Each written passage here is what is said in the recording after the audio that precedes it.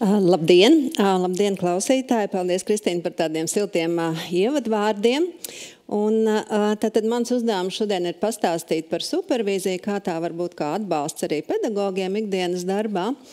Un es to gribētu izdarīt vairāk caur tādu pētniecības prizmu. Paldies, ka ieaicinājāt kopienā. Kopienā vienmēr ir liels spēks. Kopiena, manuprāt, ir par attiecībām. Attiecībām, kurās valda atbalsts, kurās valda savstarpēja uzticēšanās, un būtībā arī supervīzijas process ir par attiecībām.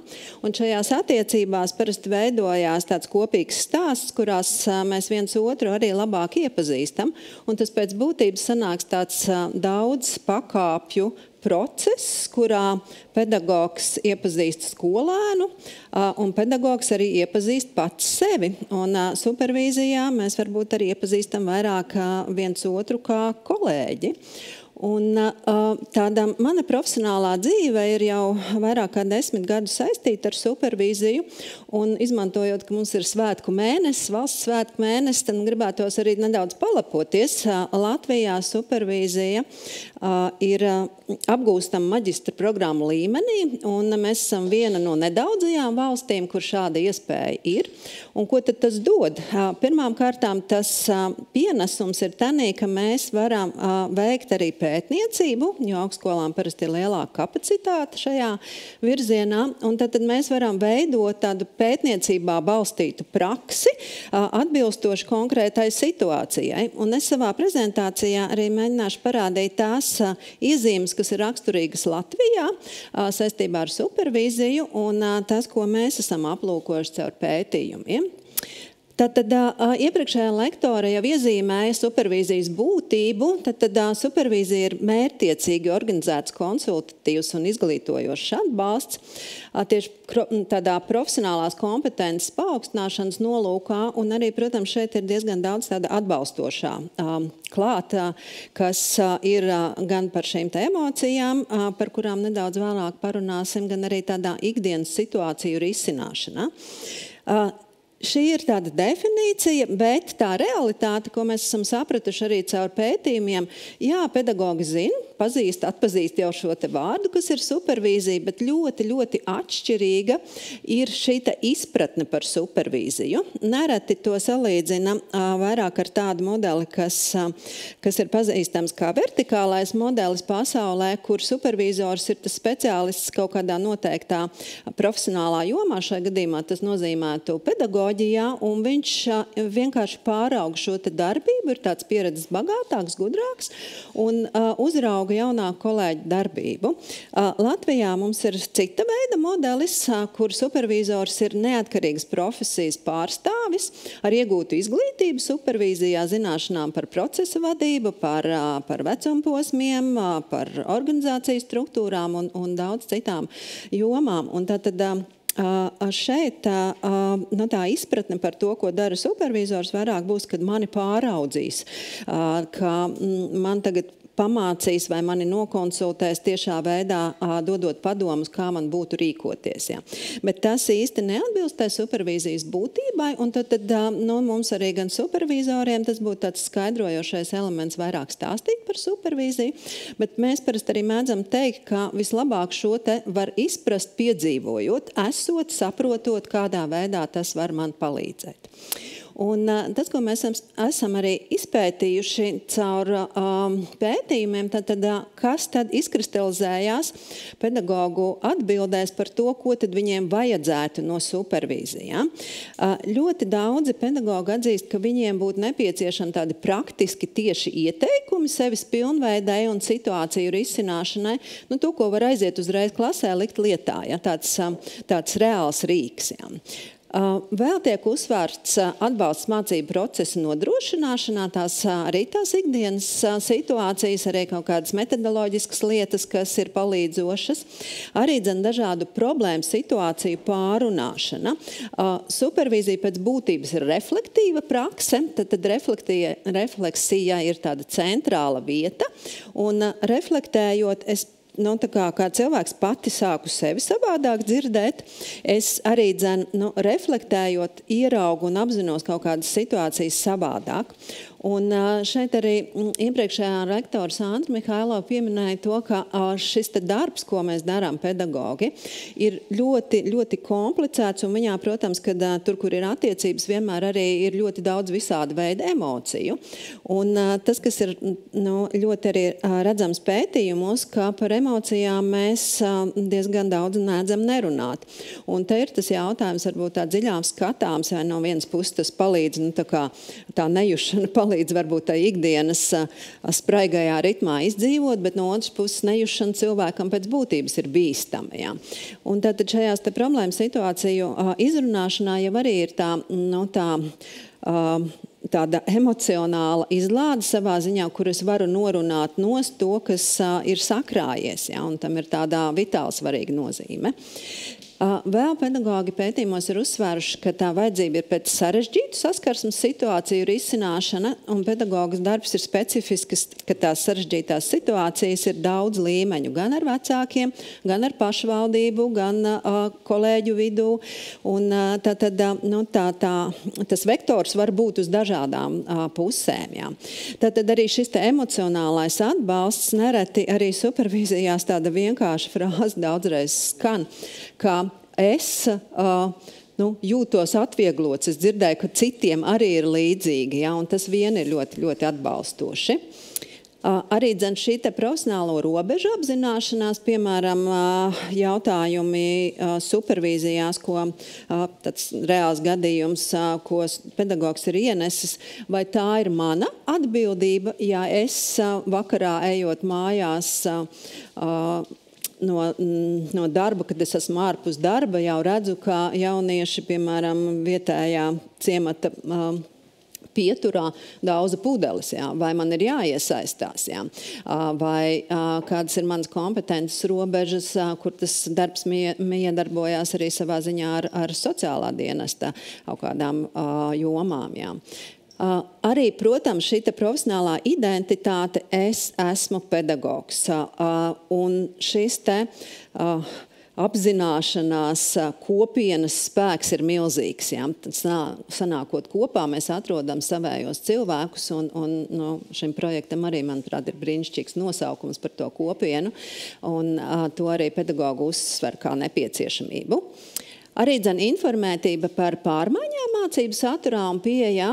Mēs saņemam mūsu ikdienā ļoti, ļoti daudz informācijas, un nereti daudz, kas paliek kaut kur ārpus uztveres zonas, un tad kolēģim ir tas, kas var kaut ko ieteikt, pateikt, kur to informāciju var atrast, ja, un bieži vien tāda socializēšanās, kas notiek arī supervīzijās, ir vieta, kur iegūt jaunu informāciju pēc būtības, kur iekvēlināt to interesi, kur iedvesmoties no kolēģa kaut kādas tādas ikdienas, ko kolēģis ir lietojis arī savā profesionālā darbībā. Tad par to, ko tad supervīzija var veicināt, un šis te arī ir no aptaujāto respondentu tādas atsauces, tad apmierinātība ar darbu, noturība darba vietā, un šie ir tādi lielie topiki, kas ir balstīts pētījumos, arī es gatavoties šeit prezentācijā, palūkoju, kas tad ir pasaulē, ja, un tad šīs ir tās galvenās lietas, kas pasaulē tiek uzsvērts kā iegūms no supervīzijas. Tātad šī nepārtrauktā mācīšanās un pilnveidas kultūra, arī šī profesionālā identitāte, spēja pieņemt dažādību, kad es esmu vairāk tolerantāks pret dažādību, šīs sarežģītās situācijas, izaugsme, un izaugsme tādā ziņā, ka mēs jau nepārstājam kā profesionāļi mācīties, tīpaši pedagoģijā, pabeidzot tikai augstskolu. Ja, tā ir mūža izglītība, un supervīzija arī ir izglītības tāds process visas dzīves garumā. Ja.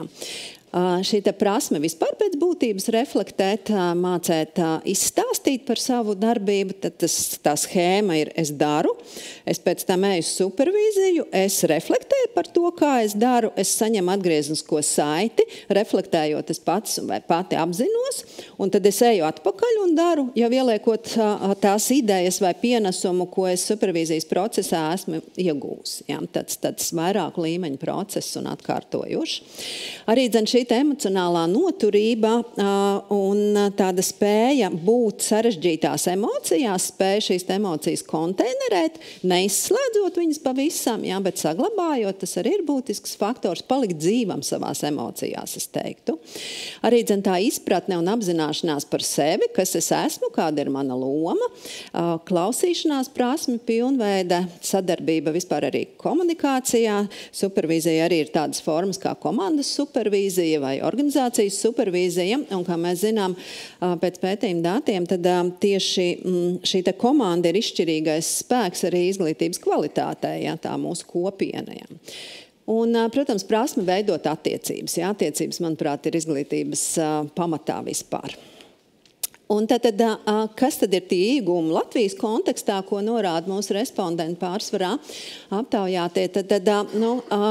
Ka ir bijusi kāda konkrēta metode, ikdienas klases darbā pielietojama, palīdz arī noregulēt šīs attiecības. Mēs ieraugam tā kā skolēni no citas puses, mēs saliekam kopā to puzli caur citu cilvēku skatījumiem, ieraugam arī kaut kādas rīcības motīvus bērni, varbūt izprotam viņa uzvedības motīvus, jā, saprotam arī par to viņa vajadzību, kāpēc tad viņš dara tā. Jā.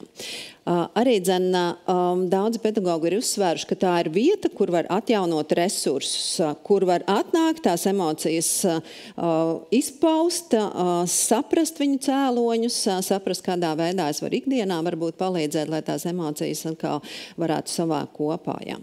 Arī šāda pārliecība par darbu, par produktivitāti, respektīvi kāds cits man pasaka, hei, tas, ko tu dari, ir superīgi. Jā. Tas novērtējums savstarpējās, kas rodās tieši kolēģis kolēģim, ja tā savstarpējā došana. Ja.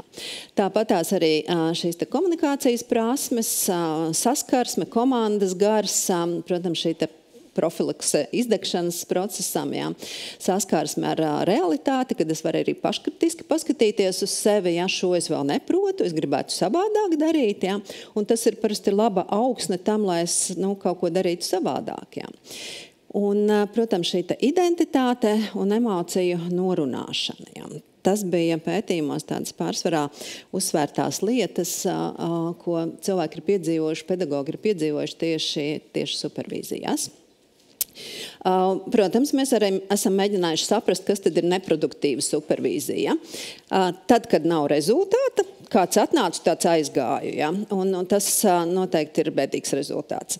Arī tādas nepatīkamas atklāsmes šeit gan būtu diskutabli, tur būtu padziļinātāk jāpēta, ja? Ko tad man nozīmē. Tas bieži vien arī, kad es ieraugu sevi, ja? Tā spogulī, šis man nesnāk, varbūt tā nepatīkamā atklāsme, ja? bet tas nav par tādu neproduktīvu supervīzijas iznākumu. Ja? Ka neiegūst to, ko es gaidīju, man ir citas gaidas un citi mērķi. Tad, kad supervīzija ir pārkāpt kaut kādas personiskās robežas, tad bieži vien ir kaut kāda tāda robeža ar psihoterapiju, kur varbūt profesionāļi drusciņi to robežu kaut kā pabīda, ja, bet supervīzija ir tikai par profesionālo darbību, ja, un tā ir tā stingrā robeža. Ka grūti ir izveidot kontaktu ar supervīzoru, kaut kādas tādas personības iezīmes, kas nesapas. Arī, šeit jūs redzat arī tajā labajā pusē slaidā, tie ir citāti no pētījumiem, ko tad cilvēki ir teikuši par to, kas tad viņiem nav uzrunājis vai nav derējis. Ja. Piemēram, ja supervizors entās reizes uz uzdoto jautājumu, kā man būt, kā man rīkoties, atgriež atpakaļ šo te jautājumu, kā tu darītu, kā tu rīkotos. Ja. Un tā kā nav kaut kādā tiešā veidā arī tās atbildes. Ja. Tā kā arī šī līšana otra dvēselē, ja, par to robežu. Ja. Un tad šis ir uzsvērts kā neproduktīvs supervīzijas moments. Un te mēs, protams, nonākam pie supervīzora profesionālās kompetences. Jā, tas mums liek domāt arī pētījumus aplūkojot, kā mums būt, kas mums ir kāda zināšanas ir nepieciešams supervīzoram tieši izglītības jomā strādājot, un to mēs varam arī uzreiz integrēt tad mācību programmās. Jā. Protams, kad izglītības jomas specifika ir tā, ka mums tomēr ir jāzina gan par šo te metodoloģiju, gan par darba organizāciju, jā, jāspēj veidot pedagogā šī te motivācija, kā tad mācīt, arī zināšanas par vecumposmu īpatnībām, zināšanas psiholoģijā, prasme risināt konfliktus, varas dažādi aspekti, arī zināšanas par bērnu tiesībām kā tāds būtisks aspekts, lai nodrošinātu vērtīgu supervīziju, lai mēs būtu tēmā, un šeit arī slaidā citas lietas. Un visbeidzot, es gribētu arī uzsvērt tos galvenos aspektus supervīzijā, kas ir fokusā. Primāri pedagogs es sevi izzinu, es kā tas atslēgas cilvēks, kas veidos tās attiecības, kas iemācīs bērnam, audzināmam izveidot attiecības arī savā dzīvē, kas iedos viņam citu pieredzi, savādāku pieredzi, kas viņa dzīvē nav iepriekš bijusi. Un, protams, šo te skolēnu izprotu, mēģinu saprast viņa motīvus, un tad mēs kopā veidojam šo te kopienu. Kopienā vienmēr ir spēks. Es novēlu jums piedzīvot šo te kopienas spēku, un lai projektam viegli, un lai pēc tam atskatoties beigās uz tā norisi, ir milzīgs gandarījums par to, ko mēs esam izdarījuši. Paldies!